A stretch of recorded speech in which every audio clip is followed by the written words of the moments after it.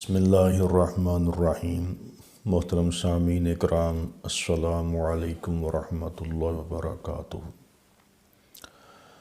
آج جو ہمارا گفتگو کا موضوع ہے وہ ہے علم کی مجالس کی فضیلت، کہ ان مجلسوں کے فیوز و برکات اور فوائد بیان ہوں گے تاکہ علم کا ذوق و شوق رکھنے والے احباب ایسی محافل میں حاضر ہو کر اپنی علمی تسکین حاصل کر سکیں کہ علمی جو مجالس ہیں ان کا مقام کیا ہے، ان میں حاضر ہونے کی فضیلت کیا ہے، اور نبی کریم صلی اللہ علیہ وسلم صحابہ اکرام کو کیسے ترغیب دیتے تھے، اور صحابہ اکرام علمی مجالس کا کیسے اہتمام کرتے تھے، اور یہ سارا انشاءاللہ ہم ایک دو نشستوں میں بیان کریں گے۔ یہ علمی مجالس کی ہماری پہلی نشست ہے، تو سب سے پہلے ہم اس کا آغاز نبی کریم صلی اللہ علیہ وسلم کی حدیث مبارکہ سے کریں گے کہ حضرت سیدنا عبداللہ بن عمر رضی اللہ تعالی عنہ سے روایت ہے کہ رسول اللہ صلی اللہ علیہ وسلم نے بطور علمی امتحان صحابہ اکرام سے پوچھا کہ بھلا یہ تو بتاؤ کہ ایک درخت ہے جس کے پتے کبھی نہیں گرتے، اس درخت کی بہت سی باتیں جو ہیں انسان نہیں بلکہ مسلمان سے ملتی جلتی ہیں، اور وہ کون سا درخت ہے؟ جب صحابہ اکرام یہ سوال سنا تو ان کے خیالات جنگلات کی طرف چلے گئے۔ کسی نے کہا فلاں ہوگا، کسی نے کہا فلاں ہوگا، ہر کسی نے اپنا اپنا جو ہے وہ جواب دیا۔ تو حضرت عبداللہ بن عمر رضی اللہ تعالیٰ فرماتی ہیں کہ میرے ذہن میں فوراً آ گیا کہ یہ کھجور کا درخت ہے، لیکن چونکہ میں اس وقت چھوٹا بچہ تھا تو میں نے اپنے بزرگوں کا، بڑوں کا حیا کرتے ہوئے کہ اتنے جلیل قدر صحابہ اکرام یہاں موجود ہیں، تو میں نے خاموشی اختیار کی۔ جب صحابہ اکرام نے اپنے اپنے خیالات کا اظہار کیا تو نبی کریم صلی اللہ علیہ وسلم نے ارشاد فرمایا کہ وہ کھجور کا درخت ہے۔ تو جب آپ نے یہ ارشاد فرمایا تو حضرت عبداللہ بن عمر فرماتے ہیں کہ میں نے اپنے والد حضرت عمر بن خطاب رضی اللہ تعالیٰ عنہ سے اس بات کا اظہار کیا کہ میں شرم و حیا کی وجہ سے جواب نہیں دے سکا، ورنہ جیسے ہی آقا علیہ الصلوۃ والسلام نے سوال پوچھا تھا تو میرے ذہن میں آ گیا تھا کہ یہ کھجور کا درخت ہے۔ تو میں نے اپنے بڑوں کا حیا کیا کہ جلیل القدر صحابہ اکرام بیٹھے ہیں، ان کی موجودگی میں کیسے جواب دوں۔ تو حضرت سیدنا عمر فاروق رضی اللہ تعالیٰ عنہ آپ نے فرمایا کہ میرے بیٹے، اگر تو اس محفل میں کھڑے ہو کر یہ جواب دے دیتا تو خدا کی قسم مجھے دنیا کی ہر چیز سے زیادہ خوشی ہوتی کہ اس سوال کا جواب میرے بیٹے نے دیا ہے۔ تو اب اس حدیث مبارکہ پر غور کریں۔ حضرت سیدنا عمر فاروق فرماتے ہیں کہ مجھے دنیا کی ہر چیز سے زیادہ محبوب ہوتا اگر تم یہ جواب دے دیتے کہ صحابہ اکرام کے دلوں میں علم کی قدر کتنی ہے، کہ اگر صاحبزادہ نبی کریم صلی اللہ علیہ وسلم کے علمی سوال کا جواب دے دیتا تو باپ کی دولت و حشمت مل جانے سے زیادہ خوشی ہوتی، اور ایسا کیوں نہ ہوتا کہ دنیا کی دولت فانی ہے اور علم کی دولت باقی ہے۔ نہ صرف یہ کہ بلکہ دنیا کی سلطنت علم کی کنیز ہے، اور پھر معرفت الہی اور علم دین اور علم آخرت کا رتبہ آسمان سے بھی بلند ہے۔ تو یہ حدیث مبارکہ بخاری شریف جلد نمبر 1 صفحہ 21 پر موجود ہے۔ اور دوسری حدیث مبارکہ میں حضور نبی کریم صلی اللہ علیہ وسلم نے ارشاد فرمایا اذا مررتم بریاض الجنۃ فرتعو قیل وما ریاض الجنتی قال مجالس العلم۔ کنز العمال جلد نمبر 10 صفحہ 138 کہ نبی کریم صلی اللہ علیہ وسلم نے ارشاد فرمایا کہ جب تم جنت کے باغات میں سے گزرو تو وہاں سے جنت کے باغوں سے پھل کھا لیا کرو۔ تو صحابہ کرام نے عرض کی یا رسول اللہ صلی اللہ علیہ وسلم دنیا میں جنت کے باغ اور پھل کیا ہیں؟ تو فرمایا کہ علماء کرام کی جو علمی مجالس ہیں یہ جنت کے باغ ہیں، اور ان مجالس میں جو ذکر خیر ہوتا ہے، اللہ اور اس کے رسول کا ذکر ہوتا ہے، فرمایا کہ یہ جنتی پھل ہیں۔ گویا کہ تم علماء کرام کی جو علمی مجالس ہیں، جو ان کی واعظ و نصیحت ہے، فرمایا کہ ان کو سنا کرو۔ جب تم کسی عالم دین کی مجلس میں بیٹھو جو علم سکھا رہے ہیں، علم بتا رہے ہیں، علم پڑھا رہے ہیں، تو یہی سمجھ لیا کرو کہ تم جنت کے باغ میں بیٹھے ہو، اور جو کلام علماء اکرام فرما رہے ہیں، جو علم کی خیرات تقسیم کر رہے ہیں، یہ جنت کے پھل ہیں کہ جو ہم کھا رہے ہیں۔ اور تیسری حدیث مبارکہ میں حضرت لقمان نے اپنے بیٹے سے کہا،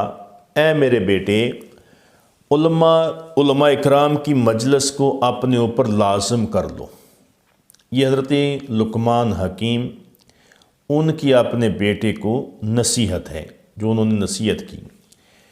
فرمایا کہ علماء کی مجلس کو اپنے اوپر لازم کرو، اور دانا لوگوں کی باتیں غور سے سنا کرو، کیونکہ علم کے نور سے مردہ دلوں کو اس طرح زندہ کر دیتا ہے جس طرح بارش مردہ زمین کو زندہ کر دیتی ہے۔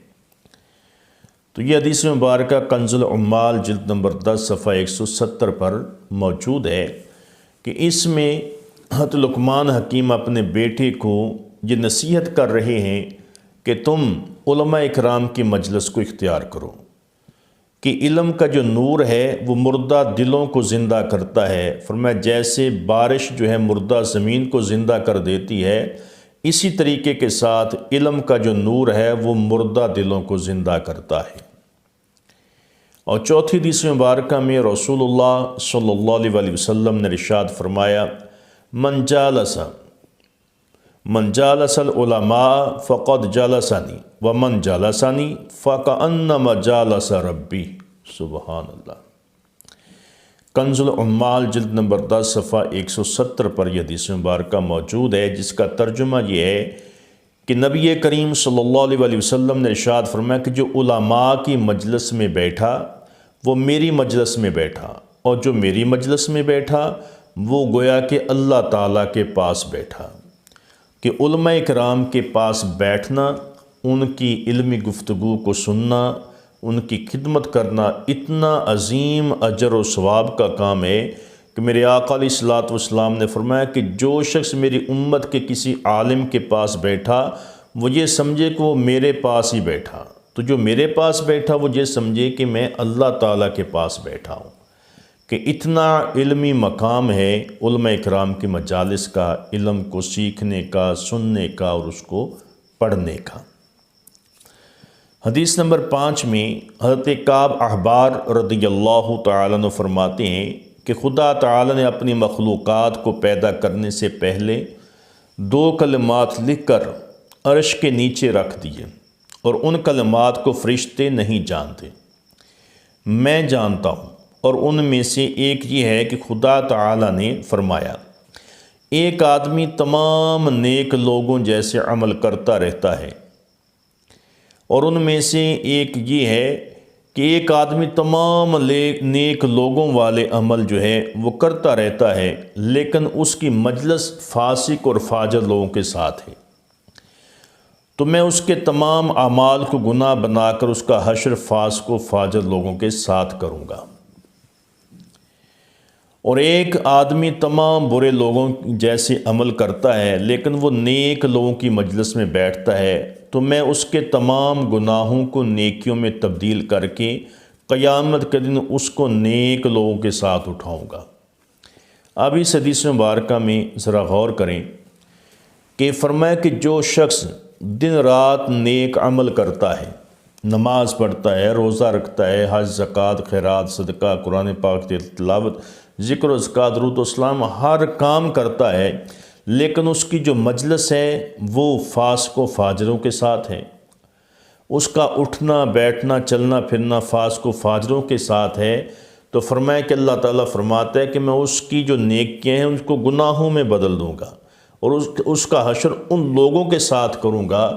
کہ جن کے ساتھ وہ دنیا میں بیٹھتا اور چلتا پھرتا تھا۔ اور پھر فرمایا کہ ایک آدمی ایسا ہے کہ جو تمام برے کام کرتا ہے، ہر قسم کی برائی ہے، گناہ ہے، اللہ رسول کی نافرمانی کرتا ہے،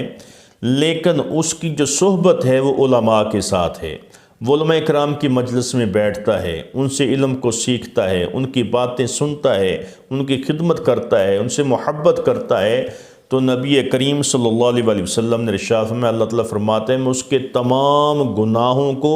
نیکیوں میں بدل دیتا ہوں، اور صرف بدل نہیں دیتا بلکہ فرمایا قیامت والے میں ان نیک لوگوں کے ساتھ اس کو اٹھاؤں گا۔ تو علماء کرام کے پاس بیٹھنا، ان کی علم کی گفتگو سننا، ان سے نصیحت لینا، ان سے محبت کرنا، ان کی خدمت کرنا، یہ اتنا بڑا ثواب ہے کہ اللہ تعالیٰ اس کے گناہوں کو نیکیوں میں بدل دیتا ہے۔ یہ حدیث مبارکہ تنبیہ الغافلین صفحہ 205 پر ہے۔ حدیث نمبر 6، حضرت سیدنا فاروق اعظم رضی اللہ تعالیٰ عنہ فرماتے ہیں کہ آدمی اپنے گھر سے نکلتا ہے تو اس پر تہامہ کے پہاڑوں کی طرح گناہ ہوتے ہیں کہ وہ بلند پہاڑوں کی مثل اپنے ساتھ جو ہے وہ گناہوں کے پہاڑ لے کر آتا ہے۔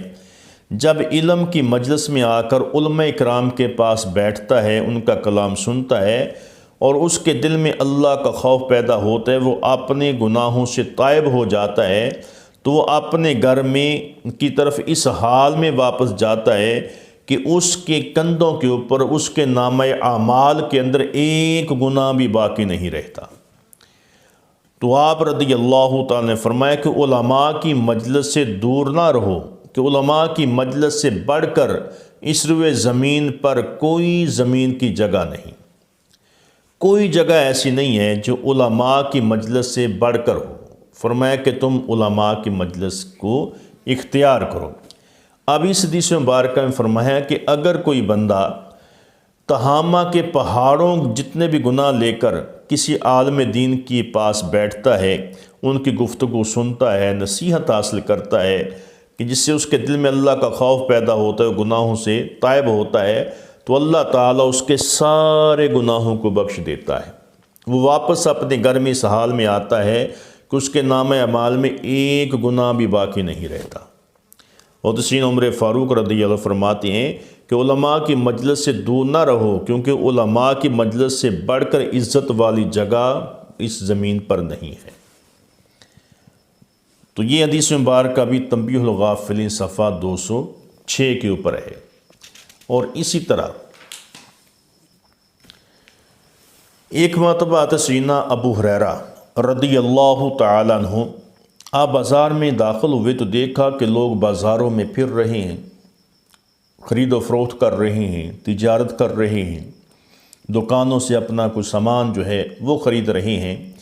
تو آپ نے فرمایا کہ اے لوگو، مسجد میں نبی کریم صلی اللہ علیہ وسلم کی میراث تقسیم ہو رہی ہے۔ جیسے لوگوں نے یہ آواز سنی تو فوراً اپنے کام، دکانیں، ہر چیز چھوڑ کر سارے لوگ مسجد کی طرف دوڑ پڑے کہ مسجد میں نبی کریم صلی اللہ علیہ وسلم کی میراث تقسیم ہو رہی ہے، تو ہمیں بھی وہاں سے شاید کوئی حصہ ملے۔ جب سارے لوگ مسجد میں گئے تو وہ دیکھا وہاں تو کچھ بھی تقسیم نہیں ہو رہا، تو واپس آ گئے۔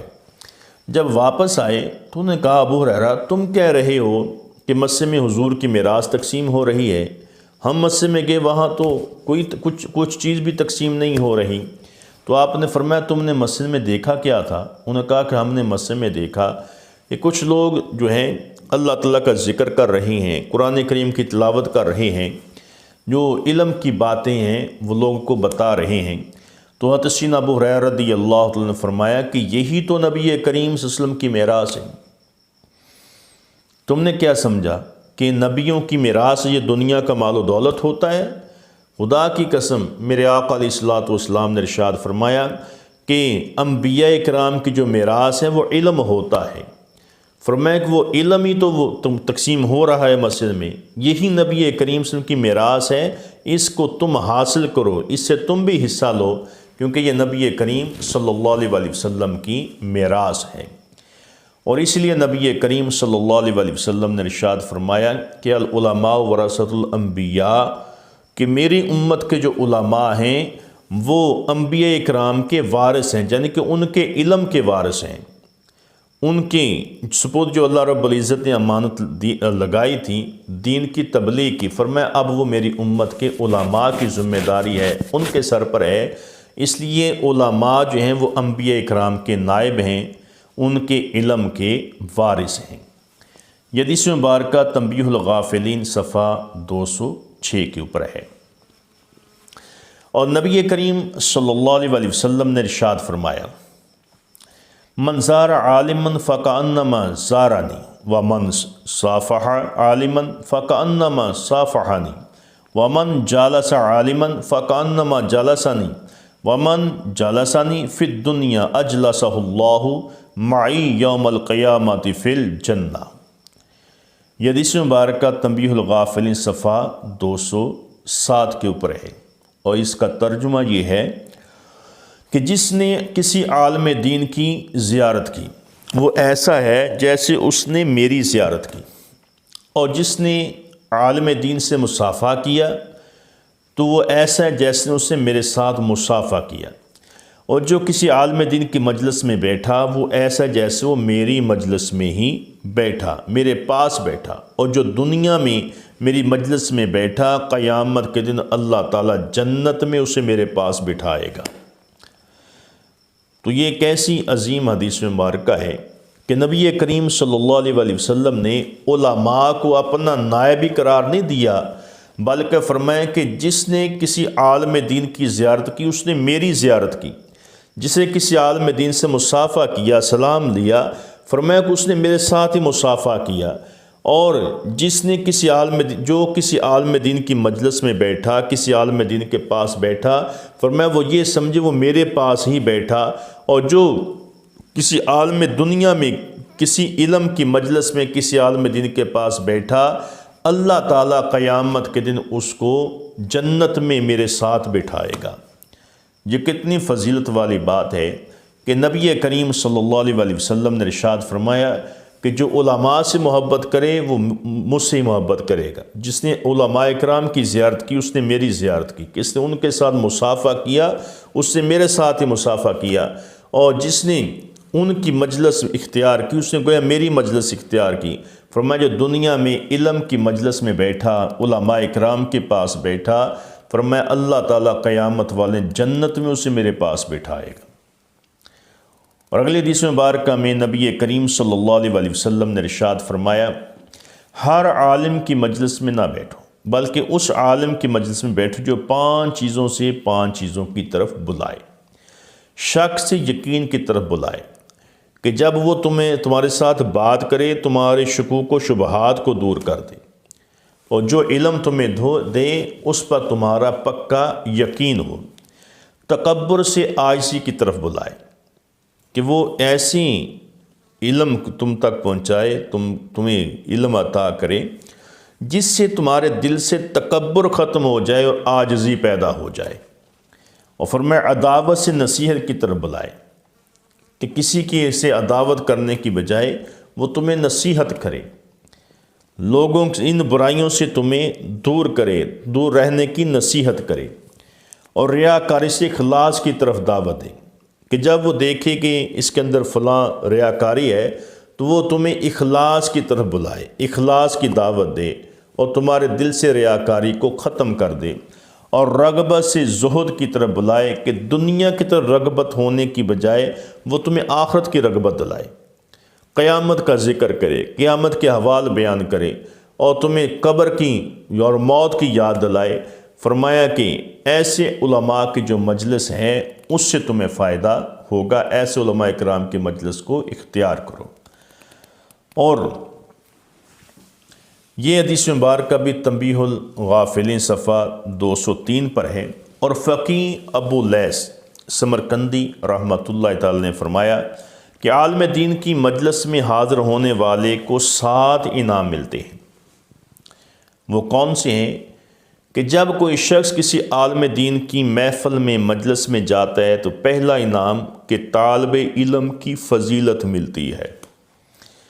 کہ طالب علم کو جو فضیلت ملتی ہے وہی فضیلت اس بندے کو ملے گی جو کسی عالم دین کی محفل میں مجلس میں بیٹھے گا علم سننے کے لیے، علم سیکھنے کے لیے۔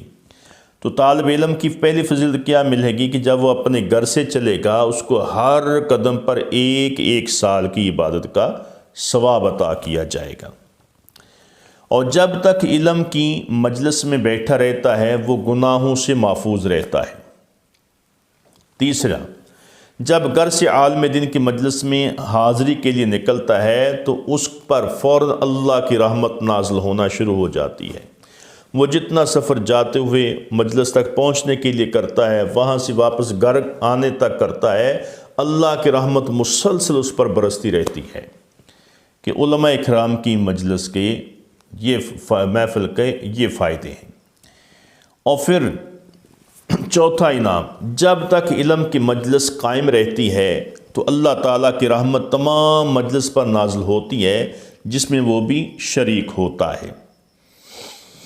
اور جب تک علم کی باتیں سنتا رہتا ہے اس کے لیے نیکیاں جو ہیں وہ لکھی جاتی رہتی ہیں، کہ جتنی دیر بندہ علماء اکرام کے مجلس میں بیٹھا ہے، خاموشی سے ان کا کلام سن رہا ہے، علم کی باتیں سن رہا ہے، فرشتے اس کے نامہ اعمال میں نیکیاں مسلسل لکھتے رہتے ہیں۔ اور پھر فرمایا کہ اس مجلس پر فرشتے اپنے پروں سے سایہ کر لیتے ہیں۔ یہاں کو عالم دین ہوتا ہے اور وہ عالم دین بیان کرتا ہے اور سننے والا سنتا رہتا ہے، تو اللہ کی رحمت کے فرشتے آ کر اس محفل کے اوپر اپنے پروں کا سایہ کرتے ہیں۔ جب وہ اپنے پر کھولتے ہیں رحمت والے تو اللہ کی رحمت آسمانوں سے اس پوری محفل کے اوپر برستی ہے۔ اور پھر فرمایا کہ جب علمی مجلس کی طرف چلتا ہے تو ہر گناہ پر، ہر قدم پر ایک گناہ جو ہے وہ ختم ہوتا ہے، ایک درجہ بلند ہوتا ہے، اور اس کے نامہ اعمال میں ایک نیکی ہر قدم کے اوپر لکھ دی جاتی ہے۔ تو یہ حدیث مبارکہ جو ہے یہ بھی تنبیہ الغافلین صفحہ 205 کے اوپر ہے۔ ایک اور جگہ پر لکھتے ہیں کہ 8 قسم کی مجلسوں میں بیٹھنے والے 8 چیزوں میں اضافہ ہوتا ہے۔ دولت مندوں کے پاس بیٹھنے والے کو دنیا کی محبت اور اس کی رغبت ملے گی۔ جو شخص فقراء کی مجلس میں بیٹھتا ہے اللہ تعالیٰ اس کے لیے اللہ تعالیٰ کی تقسیم پر شکر اور رضامندی مقرر فرما دیتا ہے۔ جو شخص بادشاہ کی مجلس میں بیٹھے اللہ تعالیٰ اس سے کی کساوٹ اور تکبر کو بڑھا دیتا ہے، اور جو عورتوں کے پاس بیٹھے اللہ تعالیٰ اس کی جہالت اور شہوت میں اضافہ فرما دیتا ہے، اور جو آدمی بچوں کی مجلس میں بیٹھتا ہے اللہ تعالیٰ اس میں کھیل کود اور مزاح زیادہ کر دیتا ہے، اور جو آدمی فاسقوں کی مجلس میں بیٹھتا ہے اللہ تعالیٰ اس کے لیے گناہوں پر دلیری اور توبہ کرنے میں تاخیر کرنا بڑھا دیتا ہے، اور جو شخص نیک لوگوں کی مجلس میں بیٹھتا ہے اللہ تعالیٰ اس کی اطاعت میں رغبت کو زیادہ کر دیتا ہے، اور وہ شخص جو علماء کی مجلس میں بیٹھتا ہے اللہ تعالیٰ اس کے علم اور تقوی میں اضافہ کر دیتا ہے، کہ علماء اکرام نیک لوگوں کی مجلس کی فضیلت یہ ہے، عظمت یہ ہے، مقام یہ ہے کہ اللہ تعالیٰ اس کے علم کو، تقوی کو بڑھا دیتا ہے اور اس کے گناہوں کو بخش دیتا ہے۔ تنبیہ الغافلین صفحہ 206۔ تو حضرت جندب بن عبداللہ رضی اللہ تعالیٰ فرماتی ہیں کہ میں مدینہ طیبہ میں حصول علم کے لیے حاضر ہوا تو مسجد نبوی شریف میں حدیث پڑھانے والے کئی حضرات تھے جو اپنے اپنے شاگردوں کو لے کر بیٹھے حدیث کا درس دے رہے تھے۔ تو جب میں نے سارے حلقوں کو دیکھا کہ لوگ وہ جو استاد ہیں وہ بیان کر رہے ہیں اور شاگرد سن رہے ہیں، آپ فرماتے ہیں ان حلقوں میں سے میں ہوتا ہوا ایک حلقے میں پہنچا جس میں ایک صاحب مسافرانہ ہیئت کے ساتھ صرف 2 کپڑے بدن پر ڈالے ہوئے بیٹھے حدیث پڑھا رہے تھے۔ میں ان لوگوں سے پوچھا کہ یہ بزرگ کون ہیں؟ تو انہوں نے بتایا کہ یہ مسلمانوں کے سردار حضرت ابی بن کعب رضی اللہ تعالی عنہ ہیں۔ میں ان کے حلقہ درس میں بیٹھ گیا۔ جب درس سے حدیث سے فارغ ہوئے وہ گھر جانے لگے تو میں بھی پیچھے ہو لیا اور وہاں جا کر دیکھا کہ ایک پرانا خستہ سا مکان نہایت ہی معمولی سا سامان گھر کے اندر ہے اور بڑی سادگی کے ساتھ وہ رہ رہے ہیں۔ تو یہ حضرت ابی بن کعب رضی اللہ تعالیٰ عنہ ہیں جو نبی کریم صلی اللہ علیہ وسلم کے صحابی ہیں اور لوگوں کو آپ حدیث کا علم سکھایا کرتے تھے۔ تو یہ حدیث مبارکہ جو ہے طبقات ابن سعد جلد نمبر 3 صفحہ 501 پر ہے۔ آپ یہ اندازہ لگائیں کہ نبی کریم صلی اللہ علیہ وسلم کے صحابہ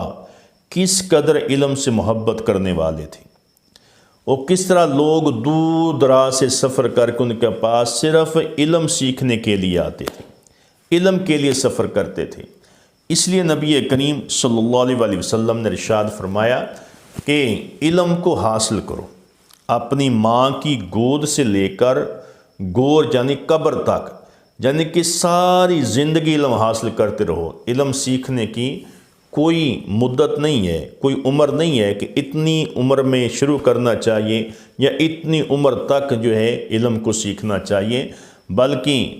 اسلام کیا کہتا ہے، ہمارا دین کیا کہتا ہے، فرمایا کہ اپنی ماں کی گود سے لے کر قبر تک تم علم حاصل کرو، دن رات کرو، اور جتنا زیادہ علم حاصل کرو گے اتنا تمہارا مقام اللہ رب العزت دنیا میں بلند فرما دے گا۔ تو یہ علمی مجلس کے فائدے ہیں کہ جو نبی کریم سے نے بیان فرمائے کہ علم کی مجالس میں بیٹھنا چاہیے، علماء کرام کے پاس بیٹھنا چاہیے، علماء کرام سے محبت کرنی چاہیے، اور جہاں کوئی علم کی بات ہوتی ہے، کوئی عالم علمی درس دیتا ہے تو اس کو سننا چاہیے کہ یہ صحابہ کرام کی سنت ہے اور نبی کریم صلی اللہ علیہ وسلم کی سنت مبارکہ ہے کہ علمی جو مجالس ہیں ان کا اہتمام کیا جائے اور وہاں بیٹھ کر علم کی باتوں کو سنا جائے۔ اس سے علم میں اضافہ بھی ہوتا ہے، اللہ کی رحمتوں کا نزول بھی ہوتا ہے، انسان کے گناہ معاف ہوتے ہیں، اور اللہ تعالیٰ علماء اکرام کی مجلس کی وجہ سے بندے کی بخشش فرما دیتا ہے۔ فرمایا قیامت کے دن پھر اس کا حشر انہی کے ساتھ ہوگا جن کی دنیا میں وہ مجلس اختیار کرتا رہا ہے۔